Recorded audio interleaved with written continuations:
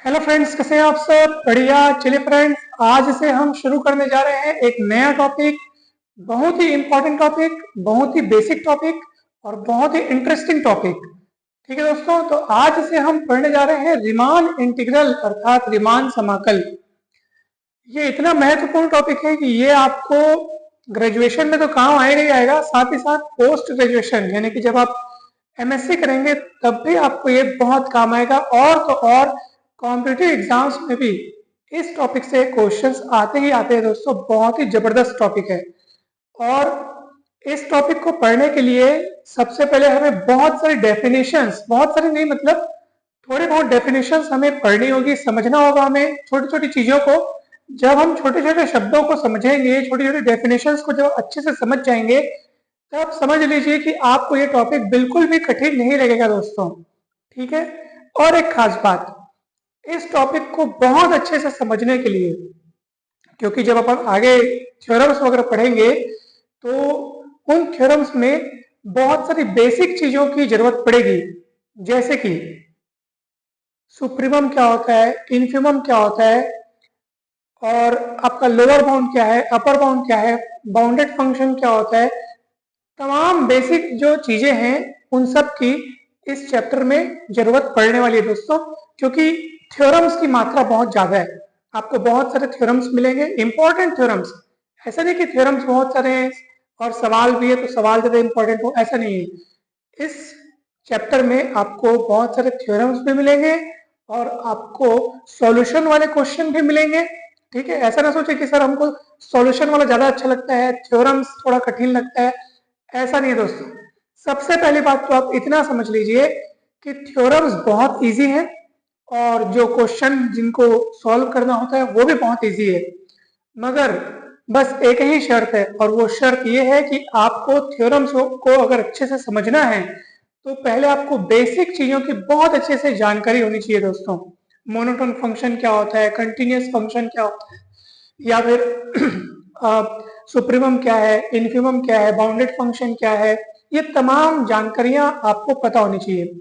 और इसलिए आपकी मदद के लिए दोस्तों हमने जो भी बेसिक वीडियोस बनाए हैं, जैसे supremum, infimum, lower bound, upper bound, supremum infimum की property, completeness of R, real numbers की प्रॉपर्टी, तमाम जो बेसिक वीडियोस है दोस्तों, उन सभी के लिंक आपको इसी वीडियो के डिस्क्रिप्शन बॉक्स में मिल जाएंगे। तो जब भी आपको आवश्यकता महसूस होगी कि ये टॉपिक हमें समझ में नहीं आ रहा है या इस टॉपिक पर हमें बेसिक जानकारी चाहिए, तो आप तुरंत जाइए, लेक्चर क्रमांक वाइज आपको वीडियोस मिल जाएंगे और आपको पूरी नॉलेज मिल जाएगी। अगर आप बेसिक चीजें अच्छे से जान लेते हैं तो समझ लीजिए टॉपिक में कुछ भी कठिनाई नहीं है दोस्तों। ठीक है।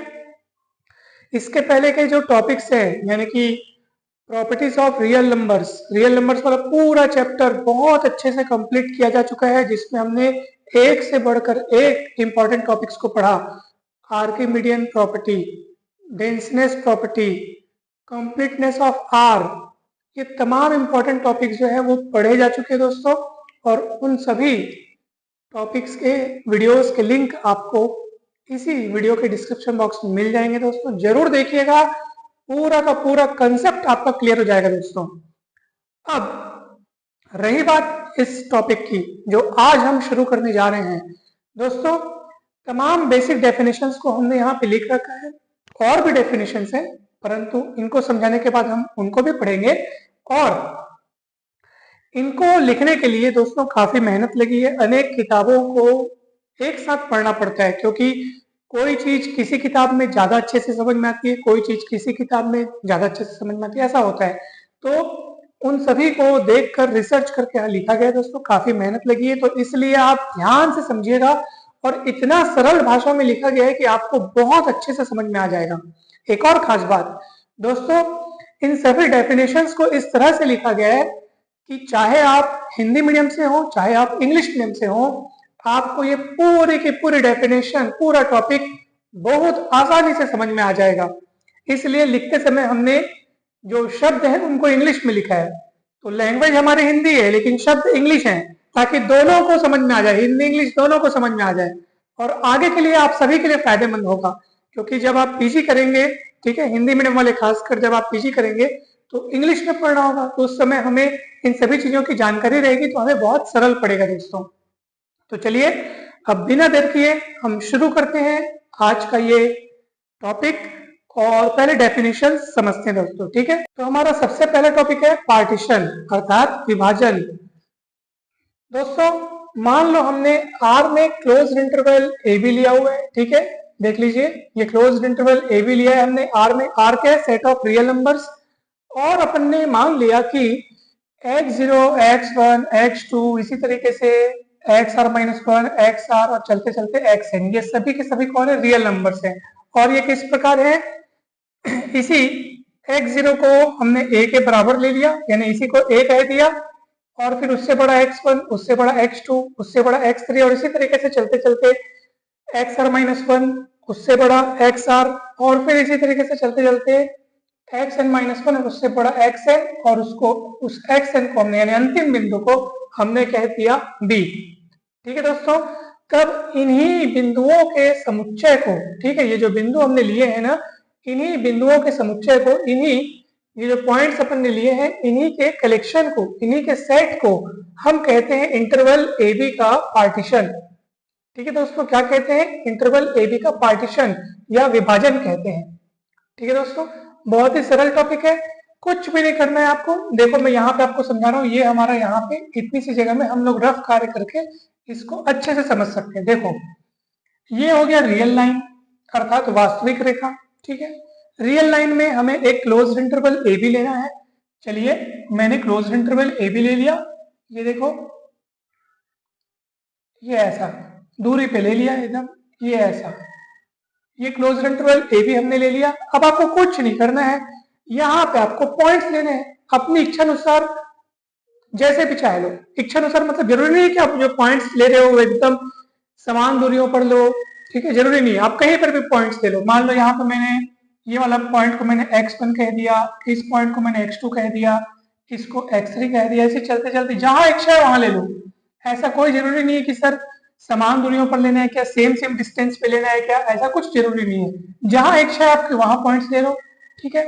इसी यात्रा को, इसी पॉइंट्स लेने के प्रोसेस को आगे बढ़ाओ। बीच में कहीं आएगा मान लो r-1वां पॉइंट, ठीक है, फिर r वां पॉइंट, और इसी तरीके से लास्ट वाले पॉइंट को दोस्तों आप कह दो xn। तो ये जो b है ना, जहां पे अंतराल का समापन होता है, ये जो अंतिम बिंदु है, ठीक है, इसी को आपने xn कह दिया, और जहां से अंतराल की शुरुआत होती है यानी कि a से, उसी को आपने क्या कह दिया, x0 कह दिया, और ये बीच के सारे पॉइंट्स। तो दोस्तों वास्तव में क्या हो रहा है, देखो सबसे पहले हमने क्लोज्ड इंटरवल ए बी लिया था, सबसे पहले हमने क्लोज्ड इंटरवल ए बी लिया था, फिर हमने क्या किया, उस इंटरवल के अंदर बहुत सारे पॉइंट्स ले लिए, जितने चाहे उतने पॉइंट्स ले लो। अब ये पॉइंट्स क्या कर रहे हैं, आखिर उस इंटरवल को बांटने का काम कर रहे हैं, विभाजन करने का काम कर रहे हैं। कर रहे नहीं कर रहे आप खुद देख लो। पहले जब ये लोग नहीं थे तब पूरा का पूरा हमें क्लोज इंटरवल ए बी नजर आ रहा था, अब इन लोग आ गए तब देखो पूरा इंटरवल बेचारा बट गया। कैसे बट गया, देखो ये पॉइंट x0 है तो ये x1 है, तो आपको ये एक इंटरवल मिल गया, फिर आपको x1 से x2 तक दूसरा इंटरवल मिल जाएगा, ठीक है। और ये छोटे छोटे जो इंटरवल्स है वो इस बड़े इंटरवल ए बी के क्या कहलाते हैं, सब इंटरवल्स कहलाते हैं, अर्थात उप अंतराल कहलाते हैं, ठीक है। बहुत ही सरल कहानी है, ज्यादा कठिन नहीं है। ये जो छोटे छोटे इंटरवल मिल रहे थे, देखो एक इंटरवल अपने को x2 से x3 तक मिलेगा, ठीक है, और इसी तरीके से आप आगे बढ़ते जाएंगे। ये पहला सब इंटरवल, ये दूसरा सब इंटरवल, ये तीसरा सब इंटरवल, इसी तरीके से ये वाले सब इंटरवल को अपन बोलेंगे आरवा सब इंटरवल, ठीक है, ये आरवा सब इंटरवल हो गया। इसी तरीके से लास्ट में एनवा सब इंटरवल, तो ऐसे आपको सब इंटरवल मिलते जाएंगे दोस्तों, ठीक है। और ऑब्वियस सी बात है कि सर जब हमने इन पॉइंट्स को लिया था x1 x2 x3, जब अपन पॉइंट्स ले रहे थे तो उस समय हम कोई जरूरी नहीं था कि सेम सेम दूरियों पर ले। अगर मान लो हम सेम सेम दूरी पर लेते हैं तो समझ लीजिए कि ये जो उप अंतराल जो बने हुए हैं, इन सभी उप अंतरालों की लंबाइयां, ठीक है ना, ऑब्वियस सी बात है, ये लंबाई ये लंबाई ये लंबाई सब हमको बराबर मिलती अगर हम इन बिंदुओं को समान समान दूरियों पर लेते तब। लेकिन हमने उसमें कोई बाध्यता नहीं रखी है, उसमें कोई शर्त नहीं है कि समान दूरियों पर लेना है, ले भी सकते हैं नहीं भी ले सकते, ठीक है। यदि ये सारे पॉइंट्स सब अलग अलग दूरियों पर है तो ऑब्वियस सी बात है सर कि अगर पॉइंट्स को आप अलग अलग दूरी पर लोगे तो ये जो उप अंतराल जो बने हैं, जो सब इंटरवल्स बने हैं, वो सब अलग अलग लंबाई के होंगे, कोई छोटी लंबाई का होगा। अगर दो बिंदु एकदम करीब हैं तो वो वाला इंटरवल क्या होगा, ठीक है भाई। मतलब अगर दो बिंदु बहुत करीब है ना, तो उन दोनों एंड पॉइंट्स वाला जो इंटरवल है, जैसे मान लो x और x3 x2 और x3 आपस में बहुत करीब है, तो समझ जाओ अगर x2 और x3 वाला जो इंटरवल रहेगा, जो सब इंटरवल रहेगा, वो उसकी लंबाई छोटी होगी। दो बिंदु अगर ज्यादा दूरी पर हैं तो वो वाला सब इंटरवल फिर बड़ा होगा। तो ऑब्वियस सी बात है कि बिंदु अलग अलग दूरियों पर है, इसलिए सब इंटरवल्स की लंबाई जो होगी वो क्या होगी दोस्तों, अलग अलग होगी। सीधी सी बात है। परंतु ऑब्वियस सी बात है कि जब सब इंटरवल्स की लंबाई अगर अलग अलग है, किसी की ज्यादा किसी की कम है, तो इन सभी सब इंटरवल्स में से आप उस सब इंटरवल को चुनो जिसकी लंबाई सबसे अधिक हो। फिर से एक बार मैं कहता हूं, ये जितने भी सब इंटरवल्स जो बने हुए हैं उनमें से आप उस सब इंटरवल को चुनो जिसकी लंबाई सबसे अधिक हो। तो अगर आपने सबसे अधिक लंबाई वाला सब इंटरवल चुन लिया है तो उसकी जो लंबाई होती है उसे कहते हैं अपन नॉर्म या फिर मेश ऑफ पार्टीशन, विभाजन का मानक या जलाभी। तो किसी भी विभाजन का मानक या जलाभी यानी कि नॉर्म ऑफ पार्टीशन क्या होता है कि भाई इंटरवल, तो सबसे पहले हमारे पास क्या था, सबसे पहले हमारे पास क्लोज्ड इंटरवल ए बी था। फिर हमने उसके भीतर बहुत सारे पॉइंट्स लिए, बहुत सारे पॉइंट्स लेने के कारण वही क्लोज्ड इंटरवल ए बी अनेक सारे सब इंटरवल्स में बेचारा बढ़ गया। ये देखो x0 से x1 तक का एक सब इंटरवल, फिर x1 से x2 तक का दूसरा सब इंटरवल, इसी तरीके से ये आरवें नंबर का सब इंटरवल मतलब आरथ सब इंटरवल, और ये लास्ट वाला एनवा सब इंटरवल। इस तरीके से वो इंटरवल ए भी जो है बहुत सारे सब इंटरवल्स में बढ़ गया, है ना भाई। और दोस्तों यहाँ पे आरथ सब इंटरवल की लंबाई को कैसे लिखेंगे, डेल्टा आर से अपन व्यक्त करते हैं। किससे, डेल्टा आर से। ये आरथ सब इंटरवल की लंबाई है। तो किसी भी इंटरवल की लंबाई कैसे ज्ञात करते हैं, उसके अंत बिंदुओं का अंतर, यानी right and point minus left and point, यानी इतना माइनस इतना करोगे तो उस अंतराल की लंबाई मिलेगी।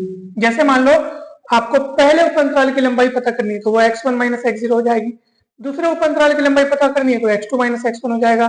तो इसी तरीके से व्यापक तौर पे लिखा है कि डेल्टा आर जो है वो आरवें उप अंतराल की लंबाई है। ठीक है दोस्तों, ये डेल्टा आर क्या है, आरवें उप अंतराल की लंबाई, एक्स आर माइनस 1। ठीक, आर का मान आप यहाँ पे 1 रख दोगे तो डेल्टा 1 मिलेगा।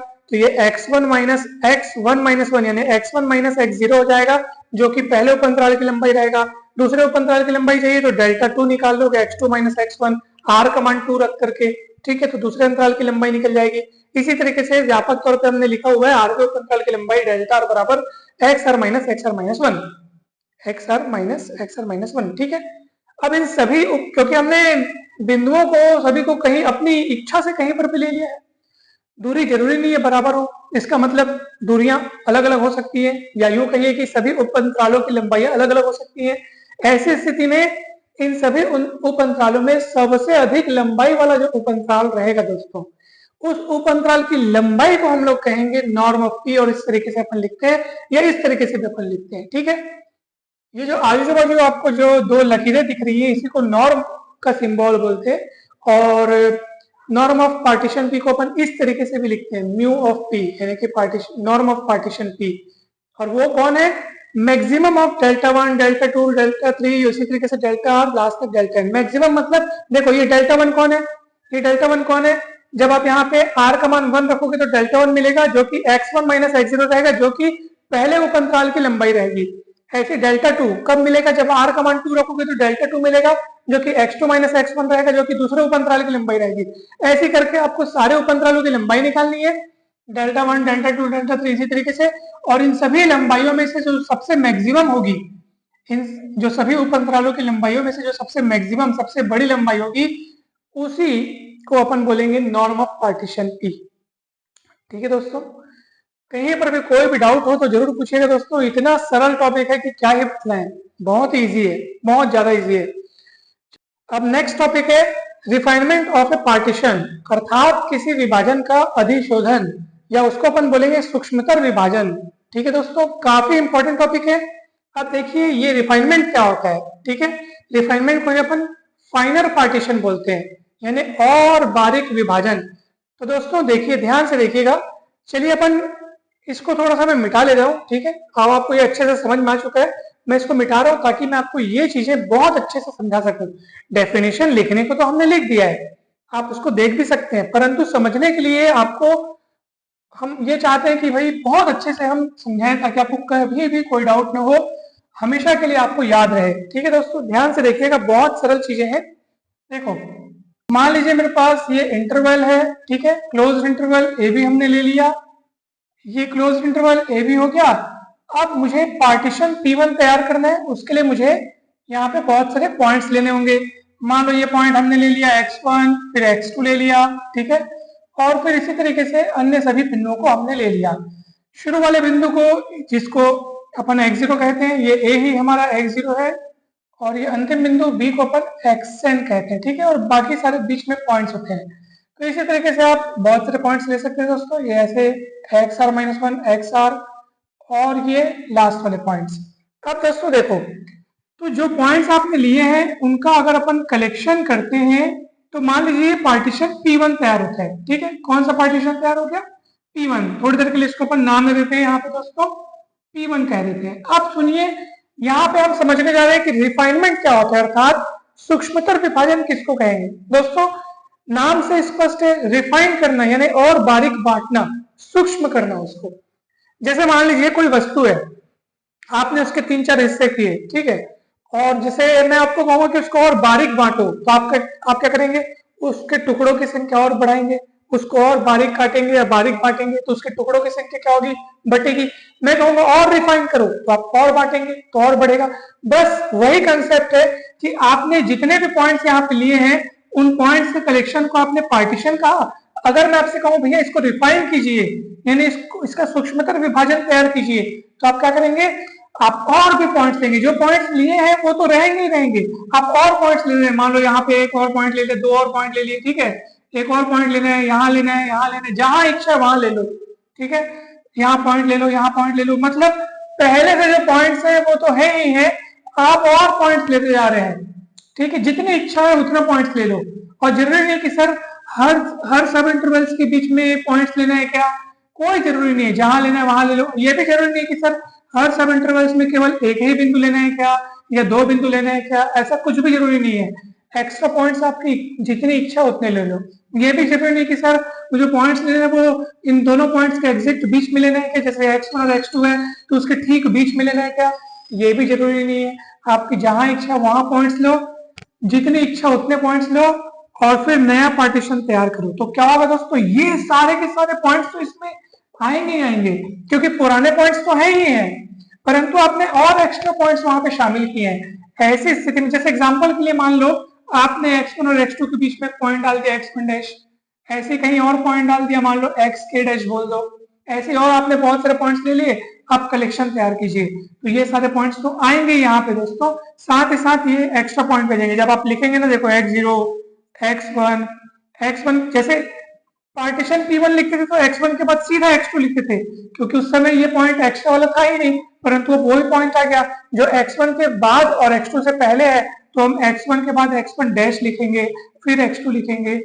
मान लो मैंने x2 और x3 के बीच में 2 पॉइंट्स एक्स्ट्रा डाल दिए, है ना भाई, तो x2 और x3 के मतलब x2 के बाद और x3 से पहले वो 2 पॉइंट्स आएंगे। इस तरह से आपने क्या किया, और बारीक बांट दिया। तो ऐसी स्थिति में दोस्तों साफ साफ पता चल रहा है कि सर P1 में जितने पॉइंट्स हैं वो सब के सब P2 में भी हैं, बल्कि और एक्स्ट्रा पॉइंट डालने से तो P2 में और एक्स्ट्रा पॉइंट्स हो गए। तो ऐसी स्थिति में हम कहेंगे कि P2 P1 का क्या है? रिफाइनमेंट है, अर्थात सूक्ष्मतर विभाजन है। हम कहेंगे कि P2 इज फाइनर देन P1। ठीक है दोस्तों, अब आपको अच्छे से समझ में आ गया होगा। अब आप कहेंगे कि सर क्या हम P2 का फिर से रिफाइनमेंट तैयार कर सकते हैं क्या, मतलब एक और? तो हम कहेंगे बिल्कुल, क्यों नहीं तैयार कर सकते। अब देखो, आपने एक्स्ट्रा पॉइंट्स ले लिए, अब मैं कहूंगा कि और एक्स्ट्रा पॉइंट्स ले लो, तो और आप बीच बीच में और एक्स्ट्रा पॉइंट्स लेते जा रहे हैं, तो क्या होगा? अब क्या होगा, ये सारे पॉइंट्स तो P3 में आएंगे ही आएंगे, और आपने और एक्स्ट्रा पॉइंट्स ले लिए और बारीक बारीक बांटा उनको। ठीक है, मान लो पहले 2 पॉइंट्स यहाँ पर थे और बीच में पॉइंट्स ले लिए, तो वो और टुकड़ों में बढ़ गया, टुकड़ों की संख्या और बढ़ गई। तो ऐसी स्थिति में क्या होगा, P3 जो है वो P2 का रिफाइनमेंट कहलाएगा, और P2 P1 का रिफाइनमेंट है। ऐसी स्थिति में P2 का रिफाइनमेंट तो है ही है, लेकिन ये P3 P1 का भी रिफाइनमेंट हो जाएगा। क्योंकि P3 जिसका रिफाइनमेंट है वो खुद P1 का रिफाइनमेंट है, इसलिए P3 यहाँ पे P1 और P2 दोनों का रिफाइनमेंट हो जाएगा दोस्तों। इस चीज को आप याद रखिएगा। तो आप कहेंगे कि सर ऐसी स्थिति में हम P3 का फिर और रिफाइनमेंट तैयार कर सकते हैं, फिर उसका और रिफाइनमेंट। तो ये सिलसिला दोस्तों अनंत पदों तक चलने वाला है, इनफिनाइट टर्म्स तक आप रिफाइनमेंट तैयार करते जाइए, बारीक बांटते जाइए, ये चलता रहेगा। क्यों बताऊं, कितना ही बारीक आप बांट लेंगे, एकदम बारीक भी आपको 2 रियल नंबर्स मिलेंगे, तो हर 2 रियल नंबर्स के बीच में infinite number of real numbers होते हैं, फिर उन इनफिनाइट नंबर ऑफ रियल में से 2 रियल नंबर के बीच में फिर infinite number of real numbers होते हैं। तो ये सिलसिला कभी नहीं थमने वाला, ये चलता रहेगा। तो इस तरह से रिफाइनमेंट तैयार होते रहेगा दोस्तों। तो इसलिए याद रखिएगा, सरल परिभाषा क्या है कि मान लीजिए अगर P1 और P2 दो पार्टीशंस अपन ने अगर लिए हैं P1 और P2, और मान लो P1 is subset of P2, तो P2 जो है वो P1 का क्या कहलाएगा, रिफाइनमेंट कहलाएगा, और उसी चीज को हमने यहाँ पे लिखा हुआ है। ठीक है, कि अगर P1 जो है P2 का सबसेट है तो P2 जो है P1 का रिफाइनमेंट कहलाएगा। अब हमने एक नोट बनाकर लिखा है दोस्तों कि यदि P और Q इंटरवल AB के कोई 2 पार्टीशंस हैं, अब देखो ये दोनों पार्टीशंस हैं, तो आप सभी को पता है कि किन्हीं भी 2 सेट का यूनियन अगर करते हैं तो उन जो 2 सेट है उनमें से हर एक उस यूनियन का सबसेट होता है, यानी कि P सबसेट होगा P यूनियन को Q का, और Q भी क्या होगा, P यूनियन Q का क्या होगा, सबसेट होगा। तो ऐसी स्थिति में P यूनियन Q जो है वो P का भी रिफाइनमेंट होगा, और यही P यूनियन Q जो है वो Q का भी रिफाइनमेंट होगा। ऐसी स्थिति में P यूनियन Q को हम लोग P और Q दोनों का ही क्या बोलेंगे, कॉमन रिफाइनमेंट कहलाएगा। P और Q दोनों का कॉमन रिफाइनमेंट कहलाएगा, कौन, P यूनियन Q। इसके बाद एक और नोट देखिए दोस्तों, हमने एकदम इंपॉर्टेंट चीज लिखी है, यूनिफॉर्म पार्टीशन किसको बोलते हैं, यूनिफॉर्म पार्टीशन। ठीक है, अब आप समझ गए होंगे कि उस समय तो हम लोग पार्टीशन की डेफिनेशन जब पढ़े थे तो हमने आपको वहां पे बताया था कि जो आप बीच बीच में जो पॉइंट्स लेते हैं x1 x2 x3, वो जरूरी नहीं है कि कोई सेम डिस्टेंस पे लिया जाए, परंतु यदि हम उनको सेम डिस्टेंस पे लेते हैं, ठीक है, तो क्या होगा दोस्तों, आपने A और B के बीच के सारे पॉइंट्स को एकदम सेम दूरी पे लिया, एकदम इक्वल दूरी पे लिया है। तो ऐसी स्थिति में जो उप अंतराल बनते हैं दोस्तों, जो उप अंतराल बनते हैं उन सभीयों की क्या होगी, लंबाई क्या होगी, बराबर हो जाएगी दोस्तों। ठीक है, ऐसी स्थिति में वो पार्टीशन P जो है यूनिफॉर्म पार्टीशन, यानी एक समान विभाजन कहलाते हैं, यूनिफॉर्म पार्टीशन कहलाता है। और ऐसी स्थिति में सभी उप अंतरालों की लंबाई बराबर होगी। अब जब सभी उप अंतरालों की लंबाई बराबर होगी तो नॉर्म ऑफ P क्या होगा, तो आप कहेंगे सर नॉर्म ऑफ P क्या होता है, जो सभी उप अंतरालों की लंबाई में से जो सबसे बड़ी लंबाई वाला उप अंतराल है, उस उप अंतराल की लंबाई को ही अपन नॉर्म कहते हैं। यहाँ पे लिखा है मैक्सिमम करके, ये पहले उप अंतराल की लंबाई है, दूसरे उप अंतराल की लंबाई है, तीसरे, ऐसे करके सभी उप अंतरालों की लंबाई है, इनमें से जो सबसे बड़ी लंबाई होगी उसी को अपन क्या बोलते हैं, नॉर्म ऑफ P। परंतु यूनिफॉर्म पार्टीशन में तो सभी उप अंतरालों की लंबाई बराबर हो जाती है, इसलिए किसी भी उप अंतराल की लंबाई को आप उस समय नॉर्म ऑफ P कह सकते हो, क्योंकि सबकी लंबाई बराबर है, न कोई ज्यादा न कोई कम। तो सबसे ज्यादा की भी यदि बात होगी तो आप किसी भी उप अंतराल की लंबाई को आप कह दो, क्योंकि सब बराबर है वहां पे। तो इसलिए यहाँ पे नॉर्म ऑफ P बराबर एक्स आर माइनस दोनों का, for r is equal to 1 to 2 कितना n, मतलब किसी भी उप अंतराल की लंबाई उस समय नॉर्म के बराबर हो जाएगी, तो नॉर्म ऑफ P के बराबर हो जाएगी। क्योंकि इसमें सबसे ज्यादा लंबाई वाला उप अंतराल आप चुनोगे तो वो कोई भी अंतराल हो जाए, कोई भी उप अंतराल होगा, क्योंकि वहां पे सबकी लंबाइयां बराबर है। ठीक है, तो ये डेफिनेशंस है दोस्तों, मुझे पूरी उम्मीद है आपको बहुत अच्छे से समझ में आई होंगी। अब चलिए समझते हैं कुछ नई डेफिनेशंस, कुछ अलग डेफिनेशंस, यानी इसके बाद वाली डेफिनेशंस, और आपको वो भी बहुत अच्छे से समझ में आएंगी। बस आप ध्यान से देखिएगा, वीडियो को शुरू से लेकर लास्ट तक देखिएगा, आपको पूरा बेसिक कंसेप्ट क्लियर हो जाएगा। बेसिक क्लियर करने के बाद दोस्तों आगे के थ्योरम्स बहुत इजी हो जाएंगे। ठीक है, तो चलिए अब हम आगे के बातों को अच्छे से देखते हैं।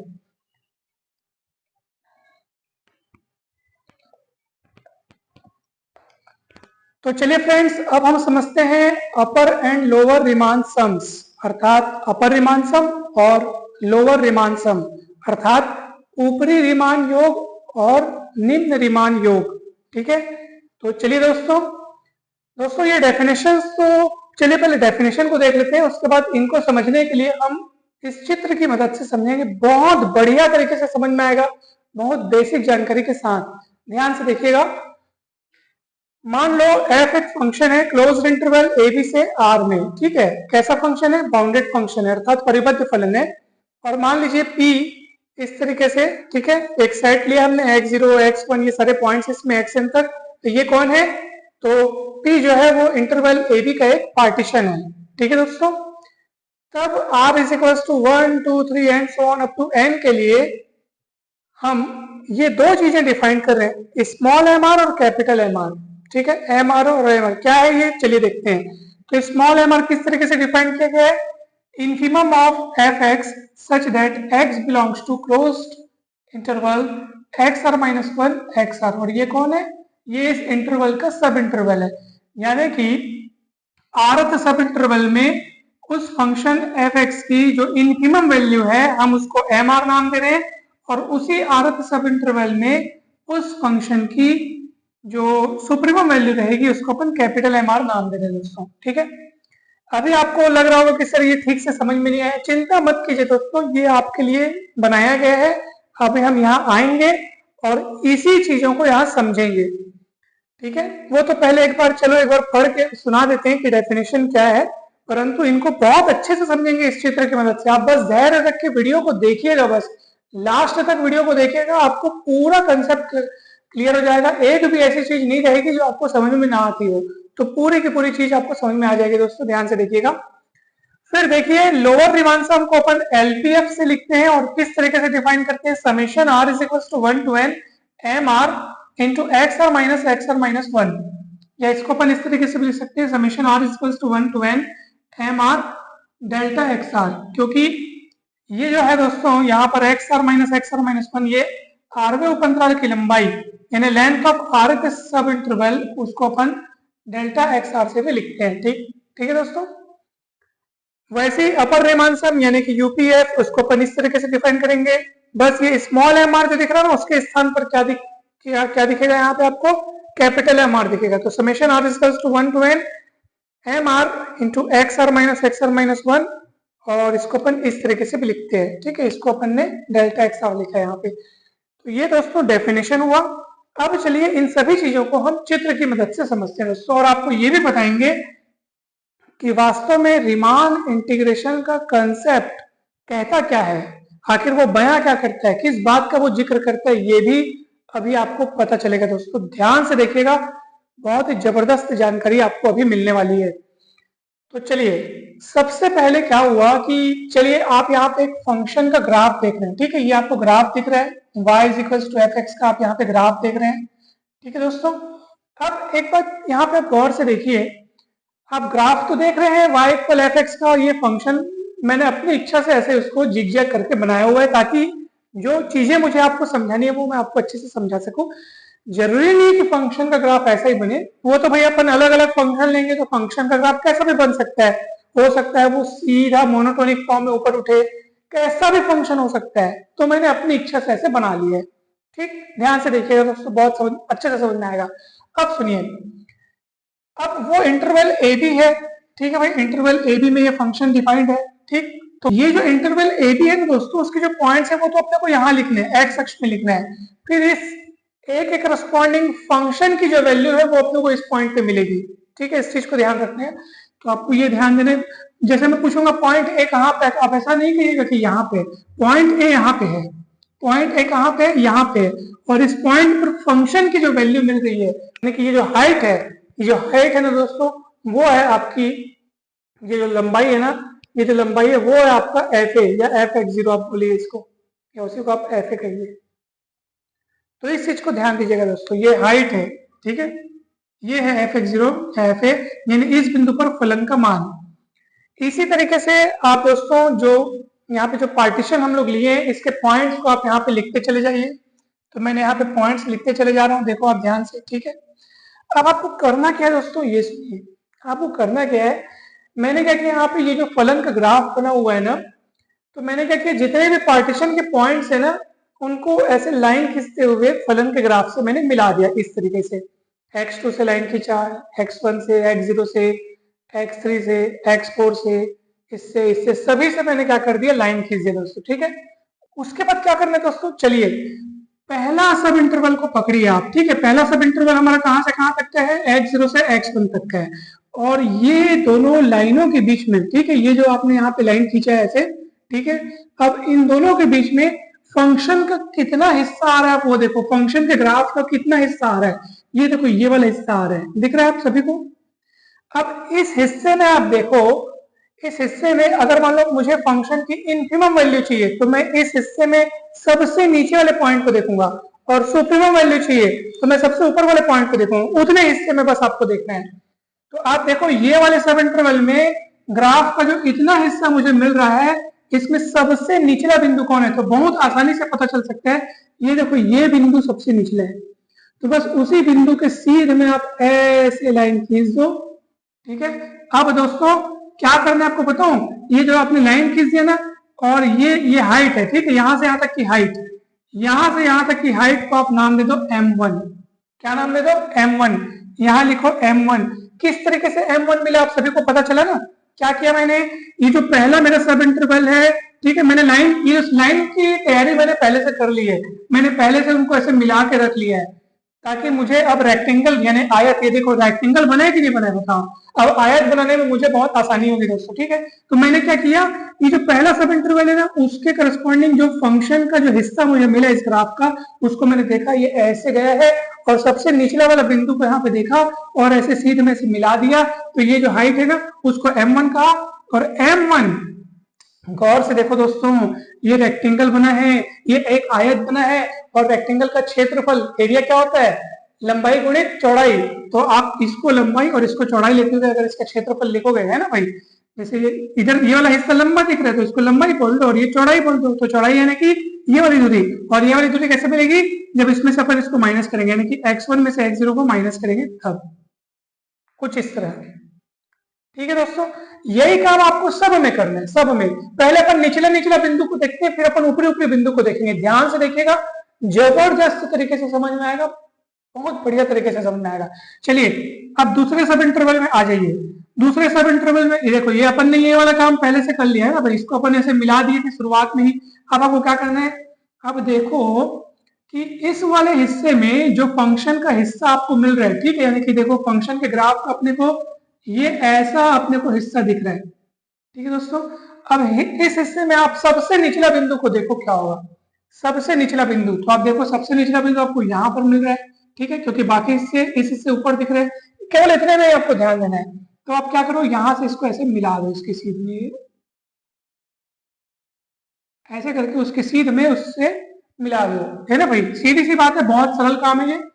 तो उससे टच कराते हुए अपन उसको ऐसे मिला दिए। अब ये जो हाइट है दोस्तों, उसको आप कह दो m2 स्मॉल, अभी स्मॉल वाला, अभी अपन निचला निचला बिंदु देख रहे हैं ना, तो स्मॉल कहना है, स्मॉल m2 कहो उसको, और यहाँ लिखो स्मॉल m2। और दोस्तों वास्तव में मुझे सब प्लस, ये देखो ये मैं लिखा हूं ना, ये वास्तव में इस रेक्टेंगल का एरिया है, फिर वैसे इस रेक्टेंगल का एरिया मुझे मिलेगा m2, है ना भैया, इसकी लंबाई हो गई, इस रेक्टेंगल की लंबाई हो गई m2, और चौड़ाई क्या होगी, है ना भाई, लंबाई हो गई m2 और चौड़ाई हो जाएगी x2 माइनस x1। ठीक है दोस्तों, यही काम आप आगे करोगे।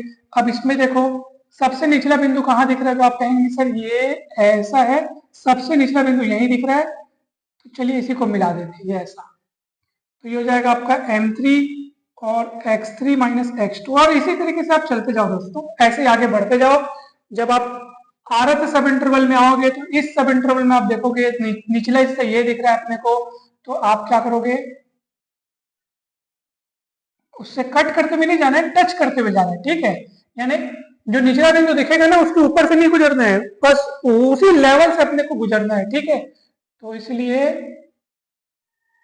कुछ इस तरह से, और वाली जो हाइट है दोस्तों उसको अपन कह देते हैं एम आर, ठीक है। तो यहाँ पे क्या लिखेंगे, अब इस रेक्टेंगल का एरिया क्या बनेगा, ठीक है, इस रेक्टेंगल का एरिया क्या बनेगा दोस्तों, एम आर, और इसकी जो मतलब ये लंबाई होगी और चौड़ाई होगी x r minus x r minus 1। ठीक है दोस्तों, तो इस तरीके से आपको मिलाते जाना है। वैसे लास्ट में फिर क्या आएगा बताइए, लास्ट में सबसे निचला बिंदु मुझे ये नजर आ रहा है, ये है कि ये है, देखिए जरा, ये है कि ये है, तो शायद ये है, तो चलिए इसको अपन ऐसे मिला देते हैं, ठीक है। तो चलिए क्या हो जाएगा, एम एन फिर एक्स एन माइनस 1। मतलब आप समझ गए होंगे कि मुझे क्या करना है, मैंने क्या किया है, हर सब इंटरवल के करस्पॉन्डिंग जो फंक्शन के ग्राफ का जितना हिस्सा मुझे दिख रहा था, उस हिस्से में मैंने देखा कि ग्राफ का सबसे निचला बिंदु कौन सा है, उस निचले बिंदु को मिलाते हुए हमने लाइन खींचा है। दोस्तों भले आपको ये थोड़ा सा तिरछा दिख रहा है, तो वैसे हाथ से बनाने के कारण हुआ है दोस्तों, परंतु आप समझ जाइएगा कि एकदम ऐसे सीधा बना हुआ है, एकदम ऐसे सीधा, ठीक है, हॉरिजॉन्टल।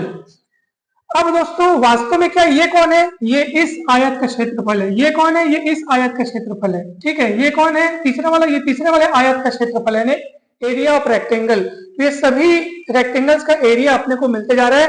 और इसी को अगर मुझे वास्तव में यही कौन है दोस्तों? यही तो एलपीएफ है, बताओ, यही एलपीएफ है, बताओ। ये देखो, पहले आपको भले कठिन लग रहा होगा, यही चीज है। अब इसी को मैं अगर समेशन के फॉर्म में लिखूं, तो देखो 1 2 3 4 कहां तक गया है? 1 से लेकर के n तक गया है, ठीक है।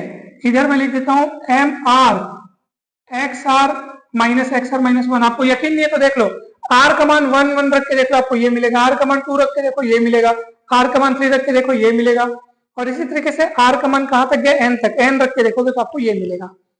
यानी सभी छोटे छोटे जो रेक्टेंगल्स बन रहे हैं, निचले निचले बिंदु का करस्पॉन्डिंग जो आपने मिलाया है, और जो रेक्टेंगल्स बन रहे हैं उनका सम जो है, उनके एरिया का सम, सॉरी, रेक्टेंगल्स के एरिया का सम, वो है एलपीएफ। अब क्या करना है दोस्तों? कुछ नहीं करना है। अभी तक आपने क्या किया? निचले निचले बिंदुओं को देखा। अब उच्चतम उच्चतम यानी ऊपर ऊपर वाले बिंदुओं को देखो, तो ध्यान से देखिएगा। अच्छा, एक और बात दोस्तों, ध्यान से सुनना, बहुत जबरदस्त वाली बात, ठीक है। आपने अभी तक क्या किया? हर सब इंटरवल के करस्पॉन्डिंग जो आपको पॉइंट दिख रहे थे, निचले निचले पॉइंट्स, उनको आपने मिलाया और रेक्टेंगल बना, उसका एरिया आपने लिख दिया।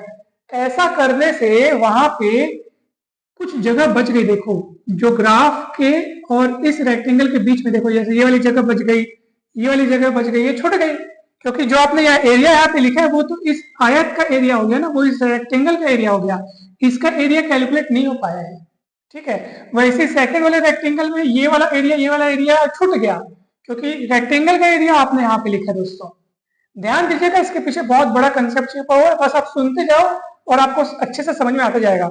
अब आप कहोगे सर आप छूटे हुए एरिया को क्यों ध्यान दे रहे हो, छूटे हुए एरिया की बात क्यों कर रहे हो? क्योंकि दोस्तों ध्यान से देखिए, आपने खुद स्कूल की कक्षाओं से आप पढ़ते आ रहे हैं कि भाई वास्तव में जैसे कोई भी कर्व बना हो, ठीक है, कोई भी वक्र बना हो, और अपने पास सीमाएं यानी कि लिमिट्स अगर ए टू बी अपने को दी हुई हो, तो जब अपन इंटीग्रेशन करते हैं दोस्तों, ध्यान दीजिएगा, एफ एक्स का इंटीग्रेशन करते हैं लिमिट्स ए टू बी में, ठीक है।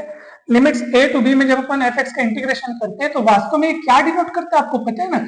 ये जो वक्र है, जो सीमाओं ए से बी तक है, और ये सीमाएं ए से बी, और फिर ये एक्स एक्सिस और ये कर्व, और बीच पे जितना भी एरिया है दोस्तों, उसको ये व्यक्त करता है। ये वाला इंटीग्रेशन की मदद से वो एरिया अपन कैलकुलेट करते हैं दोस्तों।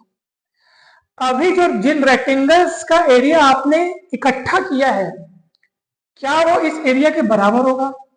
तो आप कहेंगे कि नहीं हो सकता सर उस एरिया के बराबर, क्योंकि ये जो एरिया है ना, जो इस इंटीग्रेशन की मदद से जो हमको एरिया मिलता है, वो पूरा एरिया, ये जो कर्व है ना, उसके नीचे जो भी एरिया है, यानी कि ये और ये कर्व के बीच में जितना भी एरिया है, सब अपने को मिलता है। क्या वो पूरा एरिया आपको मिल चुका है? क्या नहीं मिला है। आपने जिन जिन रेक्टेंगल्स के एरिया को इकट्ठा किया है, वो रेक्टेंगल बने किस तरह से, आप वो देखो।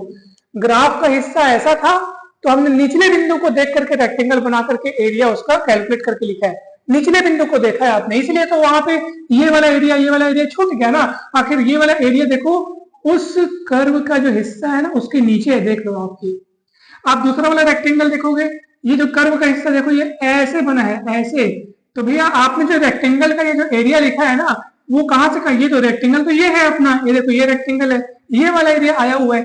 ये कर्व के नीचे भी तो ऐसा हिस्सा बचा है, जो रेक्टेंगल से ऊपर वाला, ये वाला हिस्सा अभी कैलकुलेट नहीं हुआ है।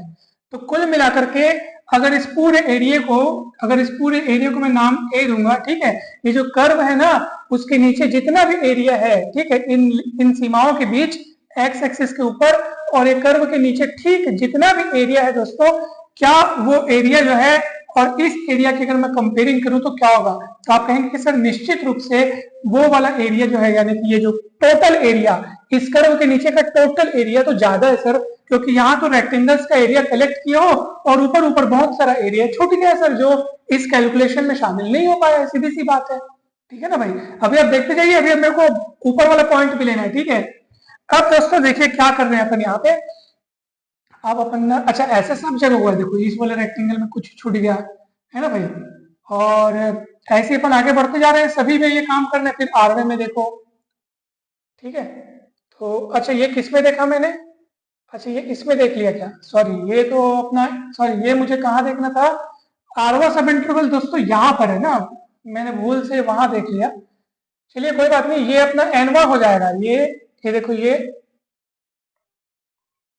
दोस्तों ध्यान दीजिएगा, आरवा सब इंटरवल अपने यहाँ पे है, x r minus one to x r, ये आरवा सब इंटरवल है ना भाई, भूल से गलती हो गई। तो ये आरवा सब इंटरवल है, और इसमें अगर मुझे निचला पॉइंट देखना हो तो मुझे, मैं ये देखूंगा, ये ऐसा, ये देखो ये निचला पॉइंट है, ये ऐसा, और इस हाइट को हम कहेंगे एम आर दोस्तों, ठीक है।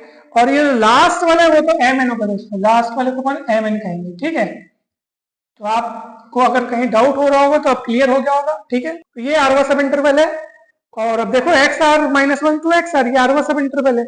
इसमें निचला बिंदु देख लिए अपन, मिलाए, हाइट जो तैयार हुई उसी को एम आर बोले, और ये चौड़ाई को अपन इस तरीके से लिखे। ये लास्ट वाला सब इंटरवल है, उसका निचला बिंदु ये मिल रहा है, मिला दिए, ये इंटरवल, ये अपना रेक्टेंगल तैयार हो गया, आयत तैयार हो गया, ये उसकी हाइट, ये चौड़ाई गुणा किए, लास्ट वाला रेक्टेंगल का एरिया मिल गया, ठीक है। अब चलिए दोस्तों, अब वैसे ही अपन सभी सब इंटरवल्स में क्या करते हैं, जो उनके करस्पॉन्डिंग जो हमको ग्राफ का जो हिस्सा दिख रहा है, अब उस ग्राफ के हिस्से में हम लोग उच्चतम बिंदु को देखते हैं, ठीक है। सबसे जो ऊपर का बिंदु है ना उसको देखते हैं। चलिए, पहला सब इंटरवल के करस्पॉन्डिंग हमको ग्राफ का इतना हिस्सा दिख रहा है, जिसमें से सबसे ऊपर वाला बिंदु ये वाला है। तो क्या कीजिए आप, ऐसे मिला करके ये अब बड़ा रेक्टेंगल बनेगा, ये ऐसा। अब मान लो ये बड़े रेक्टेंगल की हाइट मान लो कैपिटल M1, क्या मान लीजिए, कैपिटल M1 बड़े रेक्टेंगल की हाइट। तो अब उसका क्षेत्रफल निकालेंगे तो क्या होगा दोस्तों, तो लंबाई बढ़ गई, चौड़ाई तो वही रहेगी, चौड़ाई तो यही रहे है ना भाई, x1 माइनस x0, कुछ इस तरह, ठीक है। कहीं पर भी डाउट होगा तो जरूर पूछेगा दोस्तों। चलिए अब क्या होगा, सेकंड वाले में आते हैं। अब यहाँ पे देखो सेकंड वाले में ग्राफ का जो हिस्सा है, उस हिस्से में सबसे ऊपर वाला पॉइंट कौन सा है, तो मुझे ये वाला नजर आ रहा है। तो अपन क्या करते हैं, इसको ऐसे मिलाते हैं, यहां से ये ऐसे मिलेगा, और ये ऐसा, और इस हाइट को आप कह दो M2, और मतलब ये इसकी लंबाई हो गई, और ये चौड़ाई हो जाएगा x2 माइनस x1, ठीक है। और इसी तरीके से चलते जाएगा दोस्तों। फिर आप जब आरवे सब इंटरवल में आएंगे, ध्यान रखिए, मैं एक बार फिर से बता रहा हूँ, ये है हमारा आरवा सब इंटरवल। हम लोग एक्स आर से एक्स आर और एक्स एन माइनस वन इसको ले लिए थे आरवा सब इंटरवल, तो मुझे दिखा ही नहीं था ठीक से। तो बहुत देर से जब पढ़ाते रहो तो कभी ऐसा ऐसा मिस्टेक हो जाता है दोस्तों। तो फिर से एक बार कहता हूँ, ये हमारा आरवा सब इंटरवल है, और जिसमें जब हमने छोटा वाला रेक्टेंगल लिया था, यानी कि इसके निम्नतम बिंदु को लिया था इस हिस्से के, तो उसकी हाइट है एम आर। अब अपन इसमें से ऊपर वाला हिस्सा लेंगे, तो ये वाला हो जाएगा, ये ऐसा ऐसा, ठीक है। तो दोस्तों अब बड़ा वाला रेक्टेंगल का हाइट एम आर, और उसका चौड़ाई हो जाएगा एक्स आर माइनस वन, इस तरीके से। और फिर वैसे ही लास्ट में आप देखेंगे, ये वाले हिस्से में सबसे पीक पॉइंट ये दिख रहा है मेरे को, तो मैं ऐसे मिला लूंगा, ऐसे और ऐसे, तो एम एन और एक्स एन माइनस वन, और इसी को आप लिख सकते हैं समेशन एम आर, जैसे इसको लिखे ना वैसे इसको लिख रहे हैं दोस्तों, r equal to 1 to n, और यही आपका कहलाएगा यूपीएफ, यानी अपर रिमांड सम इस पार्टीशन पी के रिस्पेक्ट में, ठीक है। ये पार्टीशन पी जो अपन ने लिया इसके रिस्पेक्ट में लोअर रिमांड सम और अपर रिमांड सम।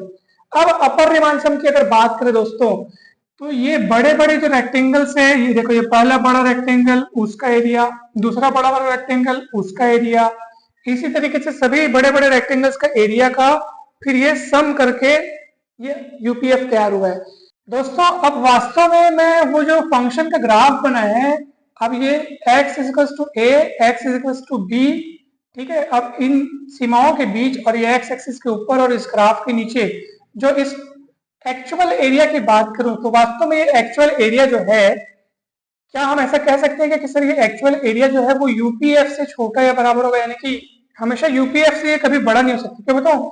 अब देखो ना, जब आप बड़े रेक्टेंगल्स को ले रहे थे तो उसमें ग्राफ के ऊपर के भी हिस्से इसमें इंक्लूड हो गए हैं, मतलब कि इस रेक्टेंगल वाले एरिया में इस फंक्शन का जो ग्राफ है उसके ऊपर वाला एरिया भी कैलकुलेट हो गया है। ये बड़े वाले रेक्टेंगल में ये जो एरिया देखो, ये वाला तो ये इस कर्व के ऊपर वाला हिस्सा है, वो भी कैलकुलेट हो गया है।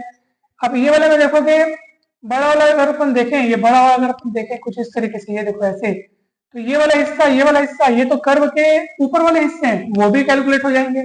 मतलब यूपीएफ में तो अपने को कर्व की नीचे वाला हिस्सा तो है ही है, साथ ही साथ ऊपर कुछ कुछ हिस्से छूटे हुए वो भी कैलकुलेट हो गए। जबकि एलपीएफ में क्या है, एलपीएफ में जो है, बल्कि एलपीएफ में ना जब आप छोटे छोटे रेक्टेंगल्स का एरिया इकट्ठा कर रहे थे तो कुछ कुछ एरिया बल्कि छूट जा रहा था। यानी अगर मैं एक्चुअल एरिया की बात करूं तो ये एक्चुअल एरिया हर हाल में एलपीएफ और यूपीएफ के बीच में होगा। एलपीएफ से बड़ा है बराबर और यूपीएफ से छोटा है बराबर, कुछ इस तरीके से होगा दोस्तों। इस चीज को आप याद रखिएगा, ठीक है। एक्चुअल जो एरिया है वो यूपीएफ और एलपीएफ के बीच में होगा, क्योंकि यूपीएफ बड़े बड़े रेक्टेंगल्स का समय, वो बड़े बड़े रेक्टेंगल्स ग्राफ से भी ऊपर वाले हैं। देखो कुछ कुछ हिस्सा उनमें ग्राफ के ऊपर का भी शामिल है, ग्राफ के ऊपर का भी हिस्सा शामिल है। आप देख लो इसमें ग्राफ के ऊपर का भी हिस्सा शामिल है, मतलब ये एक्स्ट्रा एरिया को रखता है, और ये बेचारा इसमें कुछ कुछ एरिया छूट जाता है। तो एक्चुअल एरिया जो है वो इनके इनके बीच का नहीं होगा। अब दोस्तों एक्चुअल एरिया तक अगर आपको पहुंचना है, आप बोलोगे सर एक्चुअल एरिया जो वास्तविक उसका क्षेत्रफल वहां तक कैसे पहुंचे, तो दोस्तों अब जैसे ये आपने यहाँ पे पार्टीशन लिया ना, अब पार्टीशन में जैसे पॉइंट्स की संख्या बढ़ाते जाएंगे, पॉइंट्स बढ़ाते जाओ, पार्टीशन का रिफाइनमेंट लेते जाओ, रिफाइनमेंट लेते जाओ, रिफाइनमेंट लेते जाओ, तो आप देखेंगे कि यूपीएफ की वैल्यू कम होने लगेगी और एलपीएफ की वैल्यू बढ़ने लगेगी। ठीक है, उधर से यूपीएफ कम होगा, इधर से एलपीएफ बढ़ेगा, वो कम होगा, ये बढ़ेगा, और बीच में ए है, देख लो आप, तो ये ए के करीब पहुंचते जाएंगे। तो ए के करीब मतलब ये ए से फिलहाल ज्यादा है और वो ए से कम है। पार्टीशन जैसे उसका रिफाइनमेंट करते जाओगे ना, तो यूपीएफ की वैल्यू कम होने लगेगी और एलपीएफ की वैल्यू बढ़ने लगेगी और वो ए के नजदीक पहुंचने लगेंगे। दोस्तों अगर आपको यकीन नहीं है तो हम इसको एक एग्जाम्पल से समझ सकते हैं। दोस्तों ध्यान से देखिएगा, अब आपको एक एग्जाम्पल भी समझाया जाएगा, फिर आप इसको अच्छे से समझ जाएंगे कि ये कैसे हो रहा है। ठीक है, चलिए देखते हैं एग्जाम्पल।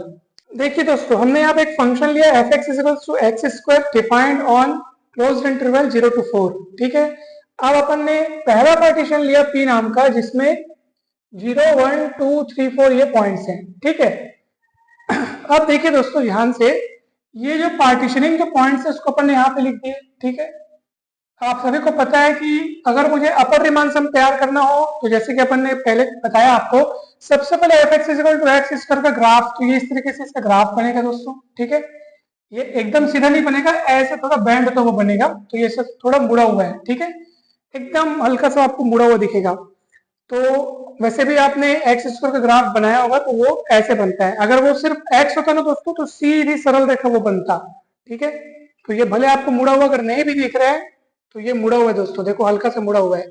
अब सुनिए ध्यान से, अब आप सभी को पता होगा कि अपर रिमान सम बनाने के लिए हम लोग हर सब इंटरवल में सबसे पहले तो हर पॉइंट से मैंने ऐसे फंक्शन के ग्राफ को मिला लिया। और जैसे पहले सब इंटरवल की बात करूंगा तो मुझे क्या देखना होता है, इतने हिस्से में ऊपरी मान तो ये मिलेगा, तो ये ऐसे रेक्टेंगल बना दिया।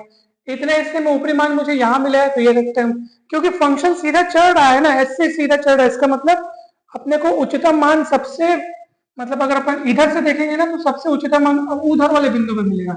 यानी 1 से 2 वाले हिस्से में अपने को 2 पे उच्चतम मान मिलेगा, 2 से 3 वाले हिस्से में अपने को यहाँ पे उच्चतम मान मिलेगा, यानी सबसे जो उधर वाला है ना उस पर मिलेगा, क्योंकि फंक्शन ऐसे चढ़ रहा है। तो जब ऐसे चढ़ रहा है तो पीक पॉइंट उसी किनारे मिलेगा।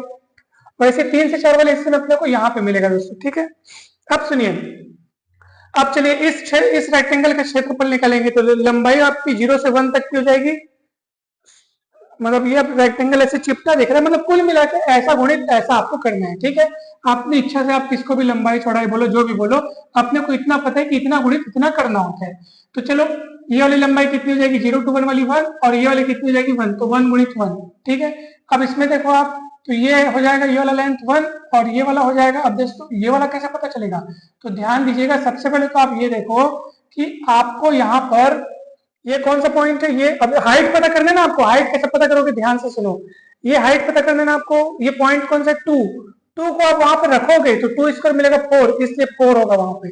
तो ये हाइट जो है वो 4 कैसे मिला है, जब इस 2 को, क्योंकि रेक्टेंगल देखो, ये रेक्टेंगल जो है, ये रेक्टेंगल जो है वास्तव में कहाँ पे बना हुआ है बताओ, इसकी हाइट ये देखो 2 से अपन ऐसे मिलाए हैं। ठीक है, ऐसे करके बना हुआ है दोस्तों। जो पिक पॉइंट है वो उसका यहाँ है इस तरीके से, तो ये 2 जो है आप यहाँ रखोगे तब 2 स्क्वायर इज इक्वल टू 4 आपको मिलेगा। ठीक है, मतलब अपने को क्या करना है दोस्तों, अपने को ये वाली हाइट से मतलब है। ठीक है, कौन सी हाइट से मतलब है, ये वाली हाइट से मतलब है। तो ये वाली हाइट पता करने के लिए अपन क्या करेंगे, जो इसका पीक पॉइंट मिल रहा है, पीक पॉइंट इसका कहाँ पे मिल रहा है, 2 पे मिल रहा है, तो 2 को यहाँ रखेंगे तो 2 स्क्वायर 4 हो जाएगा, और ये वाली लंबाई 1, तो 4 इंटू 1। इधर बढ़ेंगे तो ये पीक पॉइंट इसका कहाँ पे मिल रहा है, पीक पॉइंट इसका यहाँ पे मिल रहा है, देखो यहाँ पे मिल रहा है, तो ये ऐसे करके अपन मिलाएंगे। तो 3 को यहाँ रखेंगे तो 3 तिरिक कितना होगा 9, और ये वाला कितना गैप है, कितना का है, ये इंटरवल की लंबाई 1, 3 से 2, तो अपन 1 डिस्टेंस पे लिए हैं, तो 3 का वर्ग हो जाएगा 9, 9 गुणित 1। वैसे 4 को रखेंगे तो 4 से 16, क्योंकि ये हाइट हो जाएगी 16 और ये 1, टोटल करेंगे तो आएगा 30। अब आप एलपीएफ के लिए देख लो, एलपीएफ के लिए देखेंगे तो दोस्तों अपने को छोटे छोटे मतलब निचले बिंदु को देखना होता है। अब इस हिस्से में निचला बिंदु कहाँ है, तो आप बोलोगे यही निचला बिंदु है, तो वहां तो कुछ रेक्टेंगल बन नहीं करेगा, इसलिए पहला वाला 0 है, देख लो आप। दूसरा वाले हिस्से में लोअर सबसे निचला पॉइंट यहाँ है, तो छोटा रेक्टेंगल बनेगा, तो क्या हो जाएगा 1 इंटू 1, क्योंकि ये भी लेंथ 1 है, और ये कैसे पता चलेगा, इस 1 को आप यहाँ रखोगे तो 1 स्क्वायर है ना भाई। अब आपको शुरू शुरू वाले पॉइंट पर रख के देखना है, उस समय बाद वाले पॉइंट पर रख के देखते थे, क्योंकि उस समय आपने क्या किया था, पीक पीक पॉइंट को देखा था। अब जैसे ये वाले रेक्टेंगल को देखो, ये वाला तो लेंथ 1 है, क्योंकि अपने 1 डिस्टेंस पे लिया हुआ है, परंतु ये हाइट कैसे पता चलेगा, तो आप ये रेक्टेंगल बना कैसे है, तो ये कैसे बना है बताइए। इस हिस्से में अपने सबसे निचले बिंदु को देखा, और वो निचला बिंदु 2 के ऊपर मिल रहा है अपने को, तो ये हाइट जानने के लिए आपको 2 को रखना पड़ेगा यहाँ, 2 स्क्वायर, तो 4 हो जाएगा, और 4 इंटू 1। इसी तरीके से ये वाले रेक्टेंगल को देखो, ये कैसे बना है। ठीक है, एलपीएफ पता करने के लिए इस ग्राफ के हिस्से में मैंने निचले बिंदु को देखा, निचला बिंदु 3 के करस्पॉन्डिंग मिल रहा है, इसलिए 3 को मैंने रखा यहाँ पे, तो 3 का स्क्वायर हो गया 9, और ये 1, तो कुल मिला के 14 मिला, और ये 30 मिला। अब मैं क्या कर रहा हूँ दोस्तों, पहले मैंने पार्टीशन में ये पॉइंट्स लिए, अब मैं बीच बीच में एक एक पॉइंट और ले रहा हूँ, देखो 0 1 के बीच में 0.5, फिर इनके बीच में, ऐसे करके मैं कितने पॉइंट से 3 2 5, अब ये देखो 1 2 3 4 5 है ना, यहाँ पे एक और पॉइंट लिया दोस्तों, 1 2 3 4 5 6 7 8 9 पॉइंट्स हो गए दोस्तों, देख लीजिए। ठीक है, मैंने बीच बीच में एक एक बिंदु और ले लिया, यहाँ एक बिंदु, यहाँ एक बिंदु, यहाँ एक बिंदु, यहाँ एक बिंदु। ठीक है, अब आपको ऑब्वियसली बात है कि जब आपने इतने पॉइंट्स लिए तो रेक्टेंगल आपको केवल 4 दिखाई दे रहे हैं, अब पॉइंट्स बढ़ गए, रेक्टेंगल भी बढ़ेंगे, चित्र थोड़ा और अलग बनेगा। वो चित्र को मैंने बनाया नहीं है, लेकिन अब आप आसानी से कैलकुलेट कर सकते हैं। देखो किस तरीके से कैलकुलेट किया गया है।